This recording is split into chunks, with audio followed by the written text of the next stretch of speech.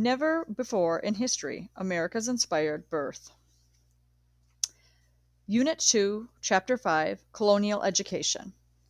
In early American culture, the institutions that were most responsible for shaping the minds of young people were the colonial schools.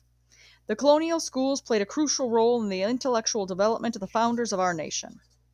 What was the motivation for establishing schools in America? The Puritans had one answer: to promote knowledge of the Bible. Literacy was a great evil for the Puritans because it barred people from access to the Bible. Because the Bible was seen as essential to salvation, literacy was highly valued in New England. Accordingly, as early as 1647, the New England Puritans required that every township within the jurisdiction, after the Lord hath increased them to the number of 50 households, shall then forthwith appoint one within their town to teach all such children as shall resort to him to write and read. As a result, the American colonies had an extremely high literacy rate. Since then, the United States has continued to enjoy that distinction, although illiteracy is currently increasing. For their textbook of choice, Puritans opted for the New England Primer. It was a small book filled with alphabets, lessons, verses, prayers, and the Westminster Catechism. 5 million copies of the text were reported to have existed in the colonies. This made the Primer the second best-selling book in American colonies. The Bible was number one. Since there were only about 4 million people in America at that time of the Revolution, and only about 2 million of European descent, the Primers must have been everywhere. The New England Primer. The New England Primer established a national tradition of schools and school books that celebrated both literacy and Christian character by teaching millions to read, and not one to sin. Through the Westminster Catechism, the Primer gave many of the founders their first encounter with ideals of the Protestant Reformation. The teaching of this catechism was enforced by law in New England. An examination of the alphabet lesson of the Primer reveals its explicitly Puritan tone. The accompanying rhyme for more than half of the letters makes reference to biblical story. The doctrine of original sin is the very first of the lessons. A. In Adam's fall, we sinned all. The brevity of life is also an emphasis throughout the Primer. G. As runs the glass, man's life doth pass. T. Time cuts down all, both great and small, accompanied by an illustration of the Grim Reaper. Later, the Primer offers the following advice: At night lie down prepared to have thy sleep, thy death, thy bed, thy grave. Many 20th century parents continue this advice, teaching their children the Primer's prayer, which goes like this: Now I lay me down to sleep. I pray the Lord my soul to keep. If I should die before I wake, I pray the Lord my soul to take. Although this emphasis on death may strike us as morbid, the Puritans had a good reason for it. First, child mortality was very high in the colonial period. Smallpox and a host of other fatal conditions came quickly. The Puritans felt that they needed to prepare their families for that reality. And second, the prospect of death reminded the Puritans that they needed to be more concerned with the state of their souls than with temporal distractions. By making children aware of death, the Primer attempted to instill in children an interest in spiritual and eternal matters, especially a hunger to study the Bible.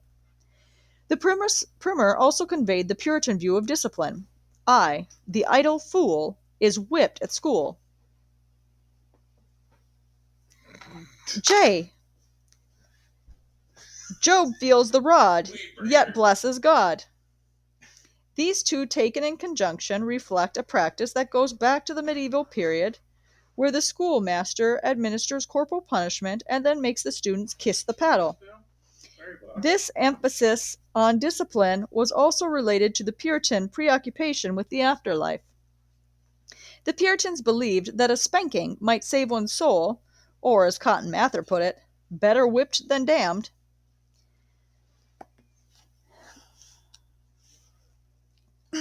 In the southern colonies, schooling typically took place at home or with a personal tutor. Often these tutors were clergymen who took students into their homes as boarders and mentored them until they were old enough to go to college, or to become an apprentice to a craftsman. Apprenticeships were an important part of the educational process in the South as well as in the North. At 14, a boy might be apprenticed to a craftsman or a merchant to learn a trade from the ground up. It normally took 7 years of intensive labor to master the necessary skills, with the apprentice living in the master's home. Grade school students, male and female, were taught Latin and English side by side as early as they were able to begin their schooling.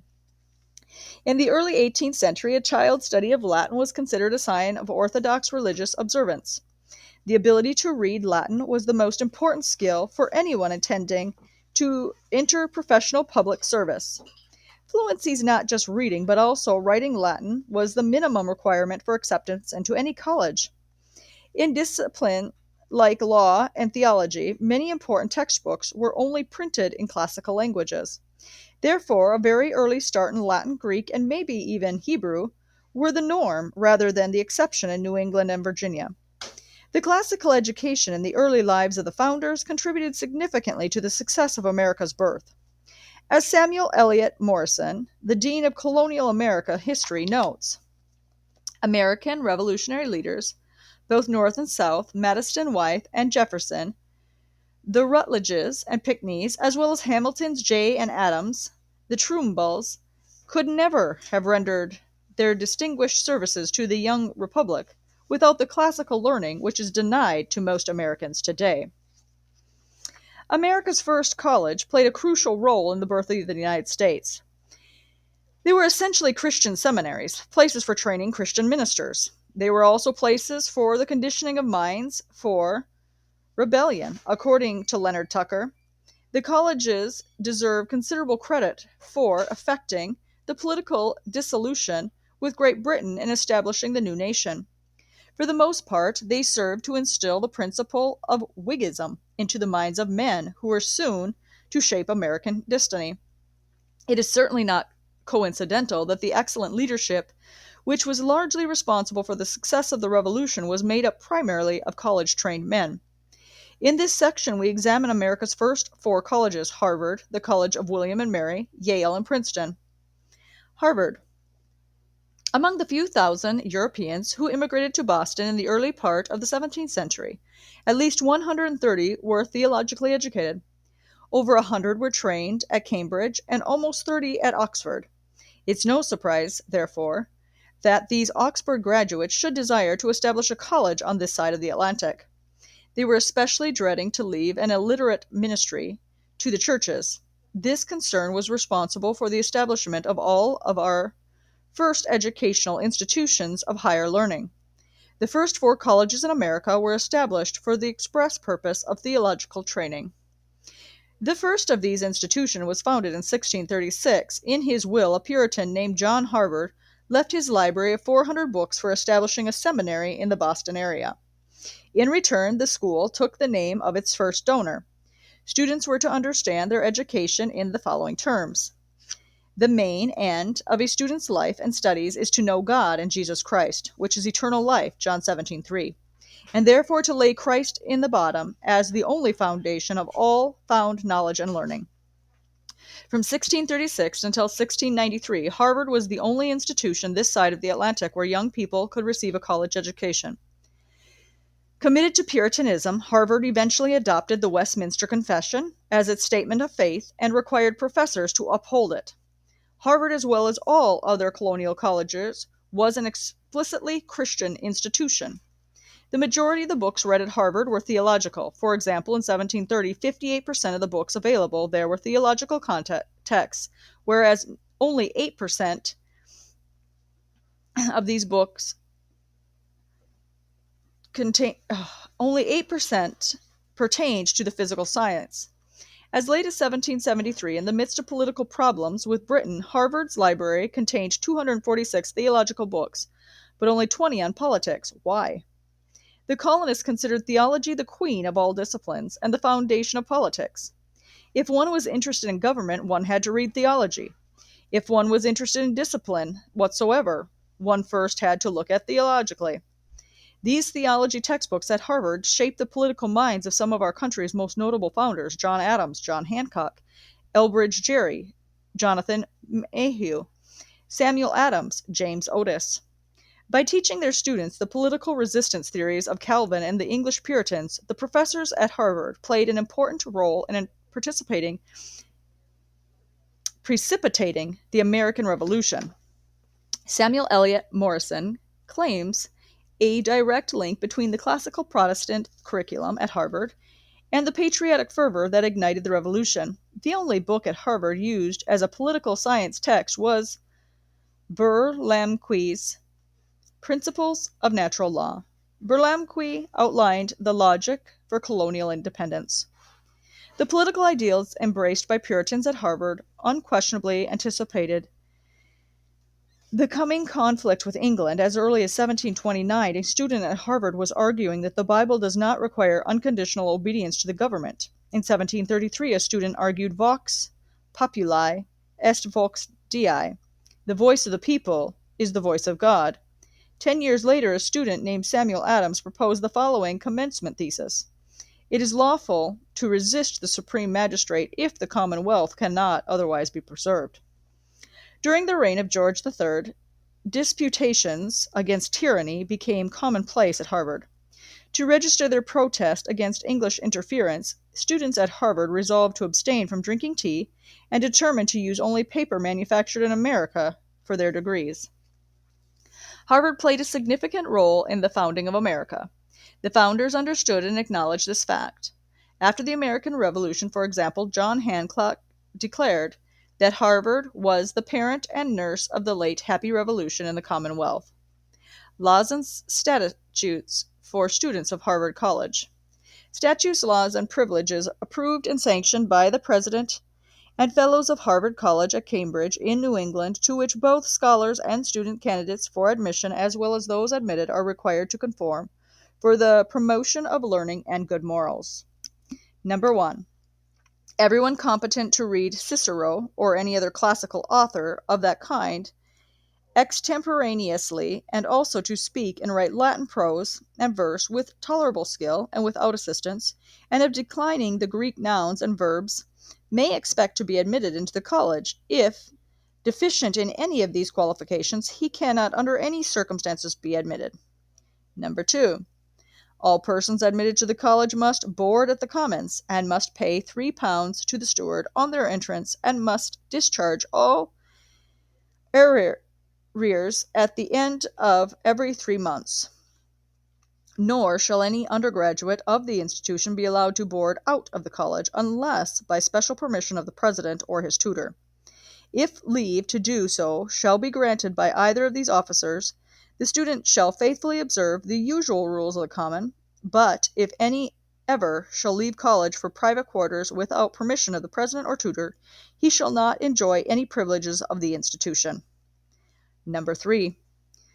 While the youth is here, he will be required to be diligent and to observe study hours with the same strictness as he does those of public recitation. Number 4. Every student must regard it as his duty to attend all college exercises, secular and religious, public and private. While in the freshman class, he must speak in public on the stage 8 times a year. Sophomores must be present at a public debate twice a week. Both bachelors and sophomores must write out an analysis in some branch of sacred literature. Bachelors will discuss in public philosophical questions once a fortnight under the superintendence of the president. In the president's absence, 2 senior tutors will act as the moderator by turns. Number 5. No one must under any pretext be found in the society of any depraved or dissolute person. Number 6.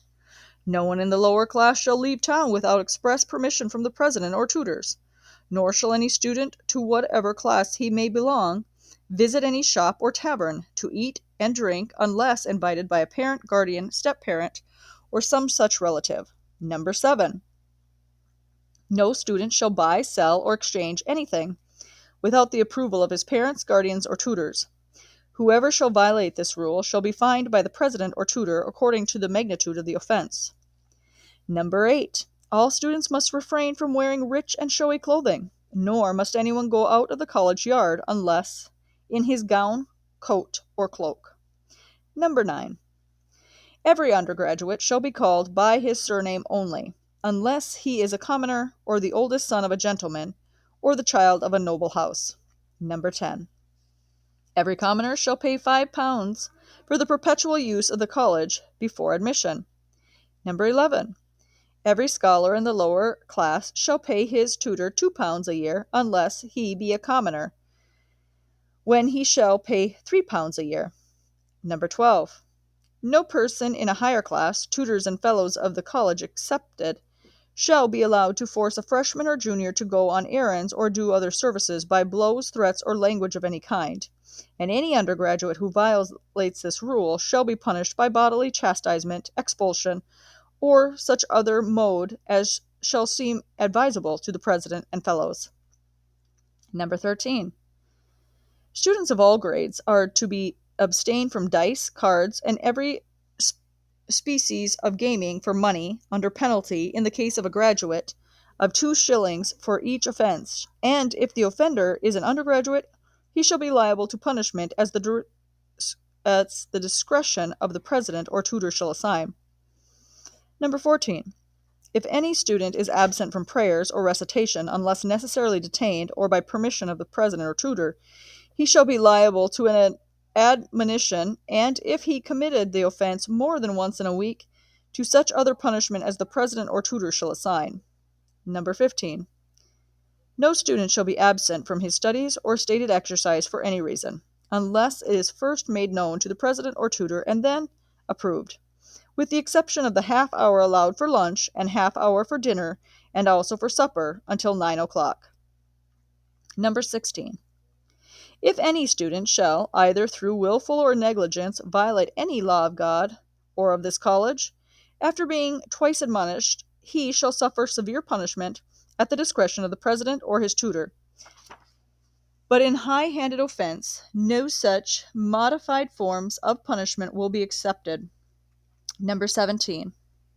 Every student who, on trial, shall be able to translate from the original Latin text and logically to explain the Holy Scriptures, both of the Old and New Testament, shall also be thoroughly acquainted with the principles of natural and moral philosophy, and shall be blameless in life and character, and approved at public examinations by the president and the fellows of the college, may receive the first degree.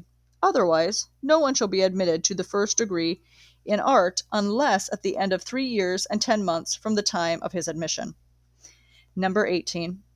Every scholar who has maintained a good standing and exhibited a written synopsis of logic, natural and moral philosophy, arithmetic, and astronomy, shall be prepared to defend a proposition or thesis, shall also be versed in the original languages as aforesaid, and who carries with him a reputation of upright character and diligence in study, and shall pass successfully a public examination, shall be admitted to the second or master's degree.